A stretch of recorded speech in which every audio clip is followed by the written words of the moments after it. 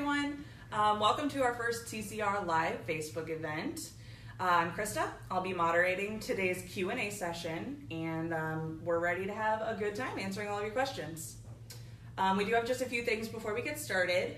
This is going to be the first in a series of technology-related business sessions that we are going to be putting on over the next couple months. Today's Q&A is actually pretty general. It's just going to be about whatever challenges you're facing in your small or medium business related to technology.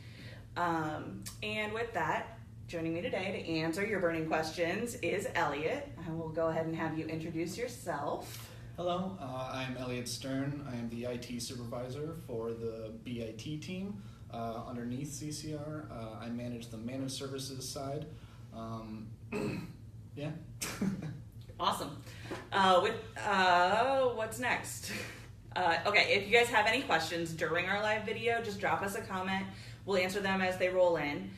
To get us started, we did receive a few questions prior to today's event, so I'm going to get us started with those.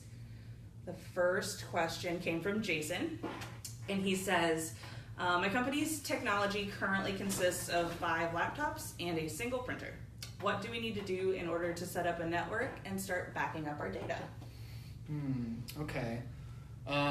So I heard 5 separate PCs and a printer, so very small, I'd say, environment. If you're asking yourself, how do I back up my personal computer, I think I would take a step back at that point immediately. In the sense of, if you're backing up data on your each individual computers, you're at risk at that point, just in general, due to like the lack of redundancy in the computers itself. What I would recommend, which you're thinking about your future endeavors on what you want to do, is actually getting a server or moving some of that data to the cloud. With that server, you get that redundancy and you get that central location of where your data's at. So at that point, you don't need to worry about backing up your individual computers.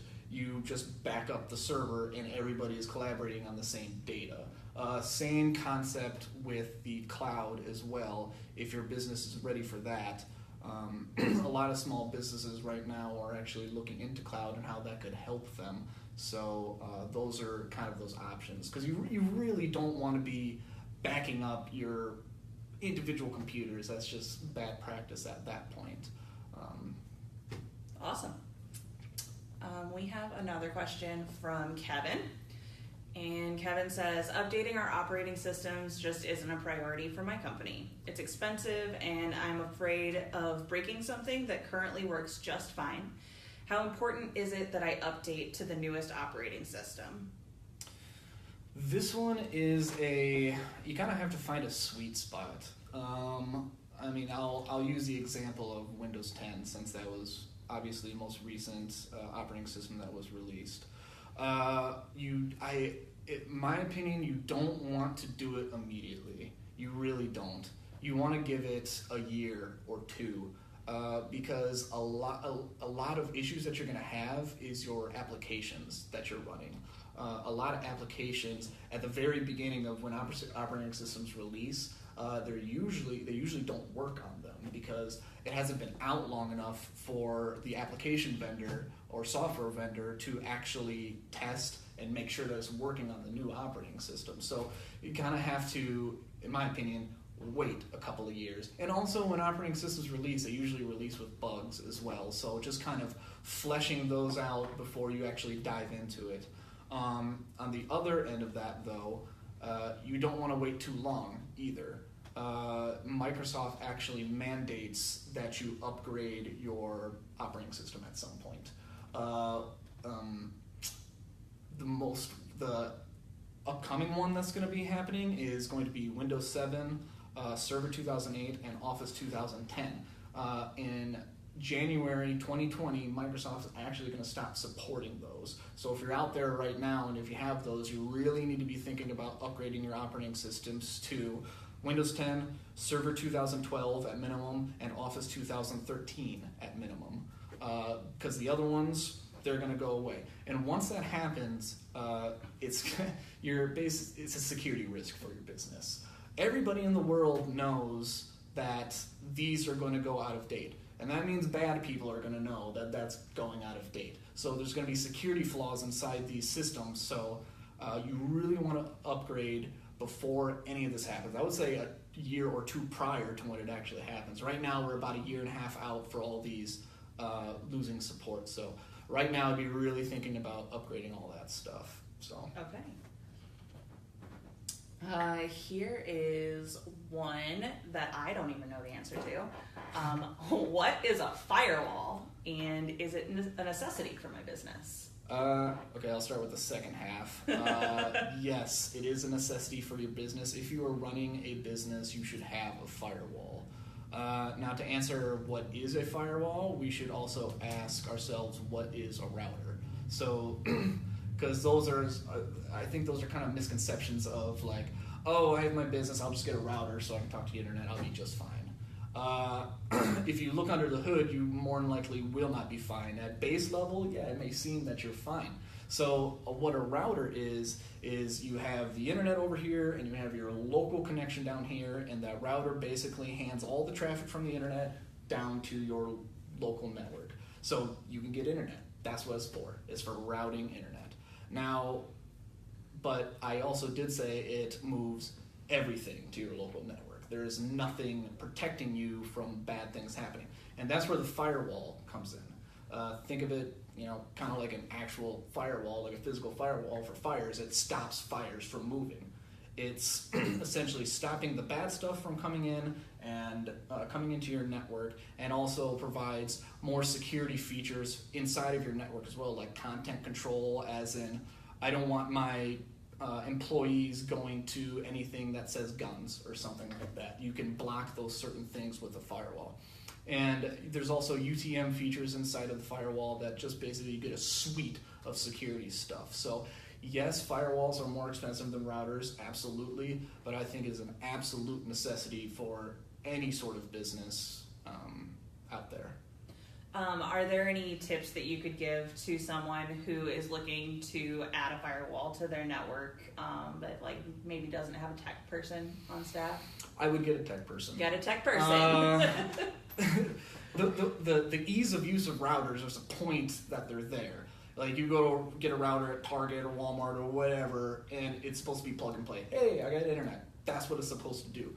Firewalls require configurations. It requires you to set it up for specifically on what you want it to do. Yeah, you can turn on just the features and plug it in, but the firewall's not even going to know how to get out to the internet usually. So you have to configure it. So I would really get a tech person involved, an internal IT guy or an MSP or something along those lines if you're going to be setting up a firewall. Absolutely. Great. We have another question in from Steve. He says, my team hates the software we currently use, but I've already invested a lot of money into it. What can I do? I think software is a big pain point in a lot of companies, just in general. Now, what I would say about that one,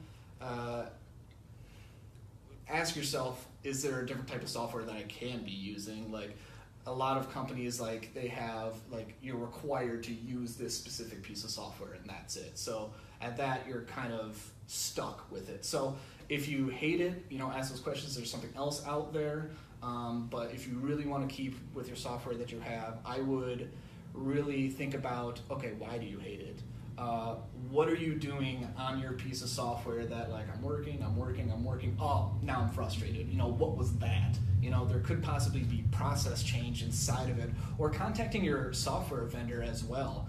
Just calling them and saying, hey, am I doing this right? They're the ones that created the software, so they should know the best on how to run it. So really utilizing your software vendor, if you hate your software so much, to show them, or have them show you how to properly do things. However, that also, it depends on the software, because some software vendors aren't that great either, and it might become worse. That's where you would kind of get a internal IT guy or an MSP to really kind of talk to these people and try to like put it in layman's terms, or try to get through them like, oh, I know what I'm talking about. No, so you can have that, that confidence that you're saying the right things to the software vendor. Our next question is from Chad. This actually kind of goes back to what we were talking about before. How do I get started with moving my data to cloud services? So that's a really big question, like especially now. Cloud is one of those things that a lot of people are talking about, but cloud also is a very broad term. You know, cloud to you might mean something different than what cloud to me is. And so, first of all, just creating understanding of when I say, I want to move to cloud, you know, what does that mean? Sure. So if you're just wanting, like, you know, you have all your internal equipment inside and you want to move that all to the cloud, if we're talking about that scenario, then let's talk about what you have to think about then. You have to think about applications. That's the biggest thing, that you shouldn't really move your applications to the cloud unless it already has like a cloud part of it. Like there's certain accounting programs like QuickBooks or Sage that actually have cloud versions of that. Mm-hmm. If that's a thing, then yeah, go for it. But if you're talking about like AutoCAD or something like that, something that takes really big files to process, moving to the cloud, that portion of it is probably not a good idea, because at that point you got to talk about your internet, you have to talk about your latency, because opening that file over the internet, if it's such a big file, you're going to be sitting there for a very long time, like, man, like, can this file please open? And you're going to be losing a lot of production. Now, if we're not talking about applications, and you've checked the boxes for applications of like, yeah, we're good with that, then start talking about files. Can I move my Office programs like Word, Excel, PowerPoint? Can I move those to the cloud? Can I move my JPEGs, my whatever those files are, PDFs? If I can move those to the cloud, which right now those are fairly easy to move to the cloud with offerings like Office 365 or something like that. Those are really easy to move to the cloud. So what you really got to think about is your data. How big is your data? If it's small data, you know, it's kind of easy. You just move it in, and there it is.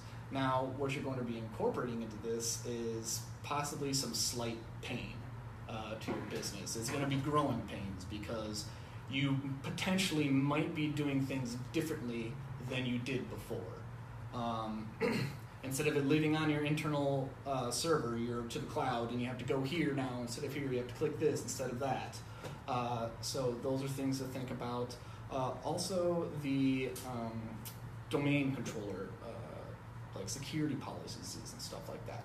So most companies have a domain controller on site that when you log into your computer, it authenticates to this domain controller. It says, yep, you're a real person, yep, here's your security policies, yep, here's your printer, yep, here's all this stuff. If you move that to the cloud, you're losing some stuff, as in you won't really have those security policies. You'll be able to authenticate to your cloud services, but that's pretty much it at that point. So if you're thinking about going full cloud, you know, I think you really have to think about, you know, all those things that I mentioned. Or think about maybe having some sort of a hybrid situation, in a sense of, okay, I have this on site in my building, but I have this off site, and having that sort of hybrid of half is in the cloud, half is on site, because you're going to be losing some stuff going to the cloud fully. I have a feeling very soon, though, that stuff that you'd be missing, Microsoft will have that part figured out very soon. They already have services out there right now called Azure that are really pushing that, so really having that full cloud situation. Are there any things that you could think of? You mentioned that sometimes migrating to the cloud could cause some pain internally. Yep. Is there anything that you could tell a business owner or operator who's thinking about migrating a lot of their stuff to the cloud, on how they can mitigate some of that pain, or ways that they can make that transition easier on their team? Mm-hmm. So if you're talking about the business owner that's thinking about going cloud, really working with a IT guy, MSP or whatever that has really done this before. that they could create a design for you and really like lay it out for you, like here's what we're going to do, and really discussing like how is this going to affect my employees. Yes, instead of clicking this button, you click this button now, and the interface may be different, it may look different, but really just kind of collaborating with a IT professional or an MSP on really creating that design and training, working together on making the design, because like for instance Office 365, you get SharePoint, which is a collaboration tool for your files. You basically get a blank slate, and so someone has to design it. Okay. So really working together on how can I create this SharePoint site for you that the process and the flow works really well for your company. So really having those discussions with the MSP or IT guy. Okay, so get a plan. Get a plan. Get a plan, That's guys. what you gotta do. All right, we've got another question. This is from Phil. And the question is, our employees keep asking our IT guys to update and upgrade their computers because they are slow. I think we all know what that feels like. I'm nervous about making sure everything is backed up on their machines. It's another backup question. Yeah. What is the best way to go about this and make sure that everything is securely backed up? Again, I'm gonna have to go back to make sure you're not keeping important files on your local computer. So like in your documents folder, your desktop, make sure you don't have important files in that. Most backup systems do not back that stuff up unless you tell it to do that, which at that point you're backing up certain stuff that you probably shouldn't be backing up in the first place. So really having that central location to put your files, whether in cloud or in your internal server, to really have that central place to put that stuff. So that way when you're backing stuff up, you can be like, yeah, I'm going to back this server up and that's it. All the computers here talk to this server, so we're good. What was the other half of the question? Sorry. I think that you answered it pretty thoroughly. Okay. It's about making upgrades or updating computers, like the actual hardware, and backup before doing that to make sure that no data is lost. Okay, yeah, so if you're talking about the data loss, then yeah, it's the conversation about the central location of backups. Okay. And then we have a question from Jill, who says, if I wanted to hire my first IT member for my small business, what kind of skills should I look for in a person? I'm going to give my personal opinion on this one. Whenever I go to hire a new person for my team, I don't just look at, oh yeah, he's super smart in the IT field of this and that. It is important. It is very important that, you know, if you're having an internal IT guy and you're going to have just one guy, he has like a broad understanding of network systems, security, that type of stuff. But on the personal side for me, I make sure that the culture fits. That's a huge thing for me, that yeah, this guy might be, or gal, might be super smart in tech, but, you know, it doesn't really jive well with, you know, the people around, and, you know, there's friction and like, oh, I don't want to talk to my IT guy because blankety blank.